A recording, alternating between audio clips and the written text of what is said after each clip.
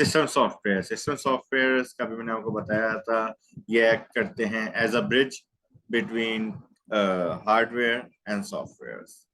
अब हार्डवेयर और सॉफ्टवेयर के दरमियान ब्रिज का क्या मतलब होगा, ये एक तरह से दोनों को लिंक करते हैं, दोनों को कोऑर्डिनेट करते हैं, और डिफरेंट तरह के होते हैं ये सिस्टम सॉफ्टवेयर। तीन तरह के बताए थे, operating system, utility programmes and drivers. अब जो ऑपरेटिंग सिस्टम होते हैं वो एक तरह से कोऑर्डिनेट करते हैं सारी की सारी एक्टिविटीज हार्डवेयर रिसोर्सेज के दरमियान। अब किस तरह से कोऑर्डिनेशन होती है, अब आप यहाँ पे देखो, ऑपरेटिंग सिस्टम आपके कंप्यूटर को स्टार्ट भी कर रहा है, सिक्योरिटी को एडमिनिस्ट्रेटर कर रहा है, आपके नेटवर्क को कंट्रोल कर रहा है, इंटरनेट कनेक्शन प्रोवाइड कर रहा है, coordinate and configure different devices कर रहा है, प्रोग्राम मैनेज कर रहा है, मेमोरी मैनेज कर रहा है, और वो परफॉर्मेंस को मैनेज कर रहा है, मॉनिटर कर रहा है, अलग अलग चीजों को देख रहा होता है ऑपरेटिंग सिस्टम। अब बूटिंग क्या है, कंप्यूटर जब स्टार्ट होता है उसको बूटिंग कहते हैं, लेकिन दो तरह के होते हैं, cold boot and warm boot. Cold boot क्या है, ऐसे कंप्यूटर को ऑन करना जो पहले पावर ऑफ था, उसको कोल्ड बूट कहेंगे, दोबारा से पूरा पूरा प्रोसेस रन करके वो स्टार्ट होगा। जबकि वार्म बूट क्या होता है, एक तरह से कंप्यूटर जो चल रहा था, बिजली उसके रन गई थी, उसको रीस्टार्ट कर लिया आपने, तो उसको वार्म बूट कहेंगे। अब कंप्यूटर बूट ऑफ करने के दौरान डिफरेंट स्टेप्स रन करता है, ये 7 स्टेप्स होते हैं।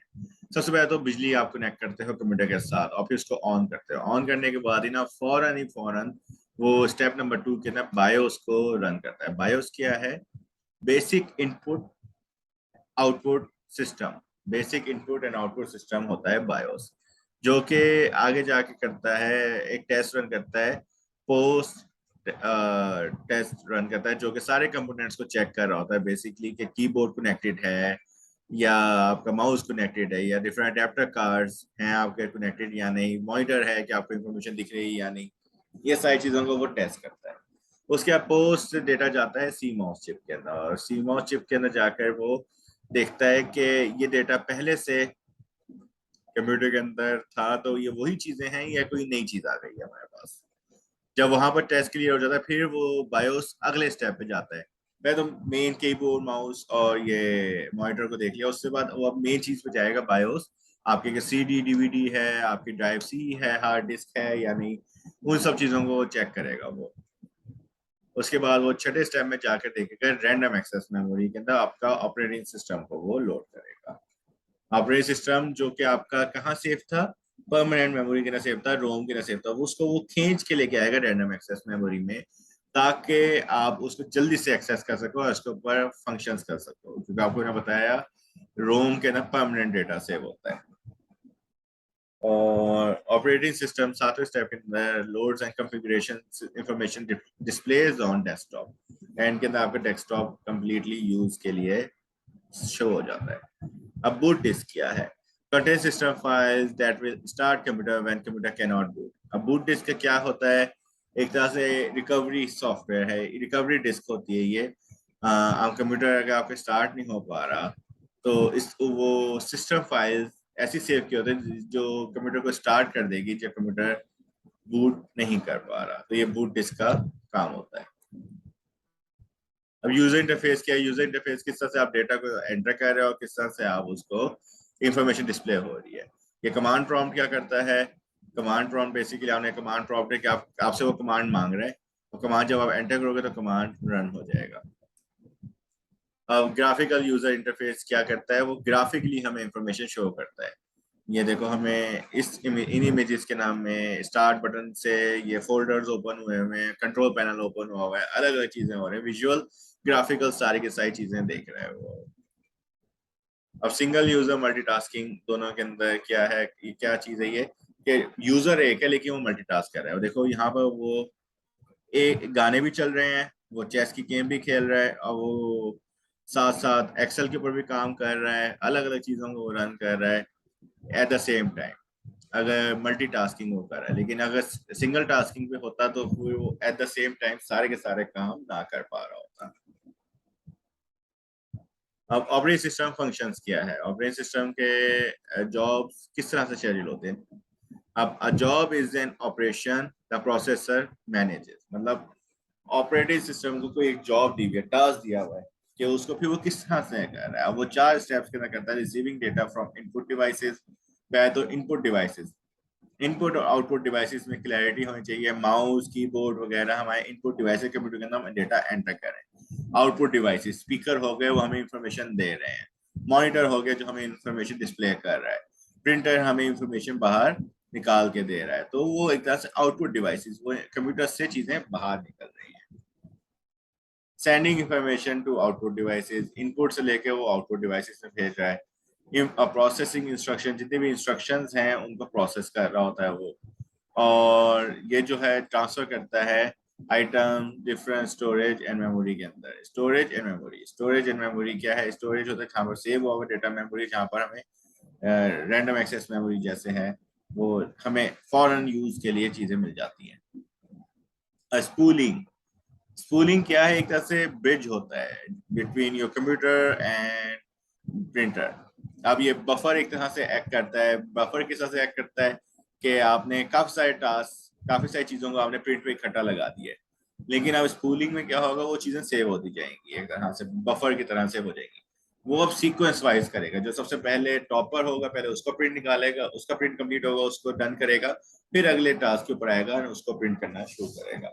स्पूलिंग का काम ये होता है, एक तरह से क्यू बना देता है, लाइन कतार बनाया जाता है, जो अनफॉर्चुनेटली हम इंसान कभी कभी बनाने में फेल हो जाते हैं और रूल्स को फॉलो नहीं करते। लेकिन कंप्यूटर है, कंप्यूटर उस रूल को फॉलो करता है, स्पूल करता है, क्यू फॉलो करता है। ड्राइवर्स, डिवाइस ड्राइवर्स किस क्या होते हैं? डिवाइस ड्राइवर्स वो होते हैं जो कि किसी भी जो हार्डवेयर है उसको रन करने में हेल्प करते हैं। अब आपका माउस का ड्राइवर है, वो माउस को रन करेगा। जो कीबोर्ड का ड्राइवर है, वो कीबोर्ड को रन करेगा।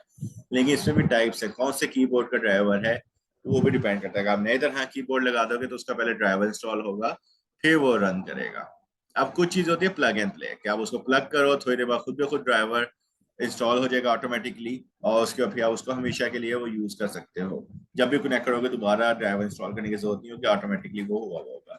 एंड कभी कभार ये होता है प्लग एंड प्ले नहीं होता, आपको इंटरनेट से जाके ड्राइवर इंस्टॉल करना पड़ता है, एंड उसके बाद आप उसको रन कर सकते हो किसी भी हार्डवेयर को। अब नेटवर्क ऑपरेटिंग सिस्टम क्या होते हैं? User to share resources on a network. अब नेटवर्क के बाद रिसोर्स शेयर कर रहे हो, एडमिनिस्ट्रेटर सिक्योरिटी बाय से बेसिक यूजर एंड पासवर्ड। अब सेम कंप्यूटर के अंदर डिफरेंट यूजर्स हैं, तो एक तरह से नेटवर्किंग हो जाए, पासवर्ड रखा हुआ है आपने, एंड अलग अलग तरीके का आईडी बनाई हुई है, उसको यूज कर रहे हो। यूटिलिटी प्रोग्राम क्या होते हैं? Utility program basically specific programs होते हैं, जैसे आप विंडोज एक्सप्लोरर मैनेजिंग फाइल से काम आता है। और क्या कहते हैं, utility for removing unwanted files कौन सा है? डिस्क लेने वाला है। Utility for banking up files कौन सा है? Backup tags and configuration. अलग अलग चीजें हैं जो यूटिलिटी प्रोग्राम्स होते हैं, जो यूटिलिटी आम कामों में काम आते हैं। उसके अलावा फाइल मैनेजर, फाइल मैनेजर क्या काम होता है? ऐसी यूटिलिटी जो कि लोकेट फाइल्स करने में हेल्प करता है, इवन इमेजेस भी हमें शो करता है फाइल मैनेजर्स, ग्राफिक वगैरह फॉर्मेट। पर्सनल फायरवॉल क्या होता है? जो हमें कंप्यूटर को प्रोटेक्ट करता है, कंप्यूटर को प्रोटेक्ट करता है रिगार्डिंग वायरसेस। और विंडोज 10 के अंदर भी ऑटोमेटिकली इनेबल हुआ होता है, बिल्ट इन फायरवॉल होता है, जैसे इंस्टॉल करोगे फायरवॉल भी इंस्टॉल हो जाता है। अब अनस्टॉलर क्या करता है? ऐसे प्रोग्राम्स को और उसके एसोसिएटेड फाइल्स को रिमूव करता है जिनको आप कंप्यूटर में नहीं रखना चाहते। और अब अनस्टॉल प्रोग्राम कमांड के अंदर होता है, कंट्रोल पैनल में जाके आप विंडोज 10 के जरिए उसको यूज कर सकते हो। अब ये डिफरेंट 5 तरह की हैं ऑपरेटिंग सिस्टम। डिवाइस डिपेंडेंट, जो स्पेसिफिक टाइप ऑफ डिवाइस के ऊपर रन करेंगे और किसी और चीज़ पे रन नहीं करेंगे। MP3 प्लेयर की एग्जांपल दे देता हूँ, जो कि MP3 प्लेयर के ही डिवाइस के ऊपर चलेगा और कहीं और नहीं चलेगा। प्रोप्राइटरी सॉफ्टवेयर, प्रोप्राइटरी सॉफ्टवेयर क्या होते हैं? जो कि स्पेसिफिक कंप्यूटर मॉडल के साथ ही सिर्फ रन करेंगे, उसके अलावा रन ही नहीं करेंगे। डिपेंड करता है कि वो कौन सी कंपनी का आप यूज कर रहे हैं, उसी तरह का सॉफ्टवेयर इंस्टॉल होना लाजमी है। डिवाइस इंडिपेंडेंट, अब ये फर्क नहीं पड़ता कौन सा आप यूज कर रहे हो, डिवाइस इंडिपेंडेंट। विंडोज नॉर्मली जो होती है वो डिवाइस इंडिपेंडेंट होती है। किस तरह से? आप विंडोज 10 जो है वो सबके ऊपर ही, आप चाहे डेल का हो, भले ही आपके पास कंप्यूटर या लिनोवो का हो या HP का हो, वो रन कर रही होती है।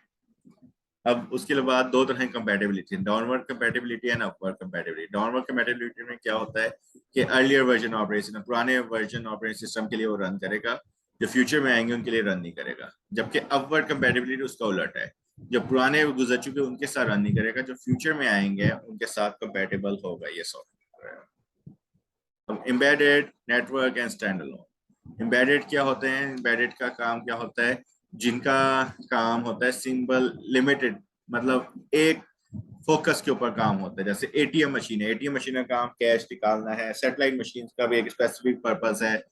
तो वो सारी की सारी चीजें एम्बेडेड होती हैं। नेटवर्क के अंदर कंप्यूटर एक नेटवर्क बन जाता है।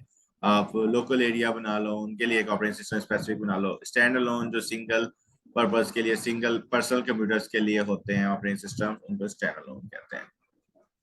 अब एंटी स्पैम प्रोग्राम क्या होता है? जो स्पैम से प्रोटेक्ट करता है आपको। पॉपअप ब्लॉकर्स जो एकदम सामने आपके इमेजेस आ जाती है उनसे प्रोटेक्ट करता है। फिशिंग फिल्टर्स, फिशिंग फिल्टर्स क्या होते हैं? जो आपके डेटा चुराने की कोशिश कर रहे होते हैं लोग, मतलब एक तरह से फिश कर रहे हैं आपको, मछली का चारा डालते हैं और उस पर क्लिक करो तो आपका डेटा छीन लेते हैं, तो उससे प्रोटेक्ट करने के लिए ट्राई करता है। और एक वेब फिल्टर है, स्पेसिफिक टाइप्स ऑफ वेबसाइट्स आपको ब्लॉक की हुई होती हैं कि वो आपको शो ना हो। यहाँ पर बैन है अलग अलग रूल्स की वजह से, उन सारी चीजों को वो कंट्रोल करता है। अब फाइल कंप्रेशन यूटिलिटी। कंप्रेशन क्या है? आप बड़ी सारी फाइल है उसको आप कंप्रेस कर दो, छोटे साइज में कर दो। अब ये पीके जिप या विनजिप, ये दो पॉपुलर यूटिलिटीज हैं फाइल कंप्रेशन की, जिसके अंदर आप फाइल को जिप कर लेते हो, छोटे साइज में कर लेते हो। इससे फायदा क्या होता है? एक तो आपके सेव अप रूम हो जाता है, कंप्यूटर की जगह बहुत हो जाती है आपके पास, आप नई चीज इंस्टॉल कर सकते हो। लेकिन अगर आप नई चीज इंस्टॉल ना भी करो तो खाली स्पेस होने की वजह से आपकी परफॉर्मेंस ओवरऑल इंक्रीज हो जाती है कंप्यूटर की, क्योंकि अगर आपका कंप्यूटर बहुत ज्यादा लोडेड होगा तो उसकी परफॉर्मेंस कम हो जाएगी। Thank you.